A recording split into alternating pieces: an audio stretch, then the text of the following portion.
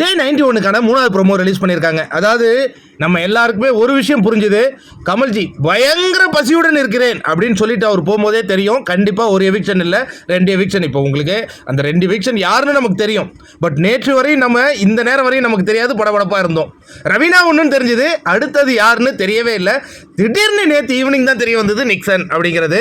இப்போ கமல்ஜி என்ன சொல்கிறாருன்னா 91 நாள் ஆயிடுச்சிங்க, நான் வீட்டில் இவ்வளோ பேர் இருக்காங்க, ஒரு எவிக்ஷன் ஒரு பெட்டி என்னதான் நடக்கும்? ஐயோ நான் மனசாட்சியோட பேசிட்டேனா? வேணாம் வேணாம் வேணாம் வேணாம், நேரடியாக களத்துக்கே போயிடுவோம். சரி, இவ்வளோ 91 நாள் கழித்து இவங்க போகிறாங்கன்னா என்ன காரணமாக இருக்கும்? அதையும் நம்ம யோசித்து பார்க்கணுமே. கண்டிப்பாண்ணா, கண்டிப்பாக கமல்ஜி 91 நாள் இல்லை 104வது நாள் நீங்கள் அனுப்புனாலும் அந்த ரெட் கார்டு விஷயம் உங்களை பின்தொடர்ந்து வந்துக்கினே இருக்கு. ஆனால் உங்களுக்கு வசதியாக போச்சு, ரெட் கார்டு தூக்குனது 8 பேர் தான், அவங்க வருஷலாம் வந்துக்கினே இருக்காங்களே ஒவ்வொரு வாரமும்.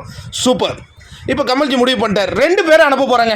ஹவுஸ்மேட்ஸ்கிட்டே சொல்கிறாரு, கார்டை எடுக்கிறாரு, 2 பேர் பார்ப்போம் யார் தான் அது அப்படின்ன உடனே நேராக அந்த கேமரா அந்த ப்ரோமோவில் வந்து ஜூமுக்கு நேராக போகுது, மணி அண்ட் ரவீனாவை காட்டுது.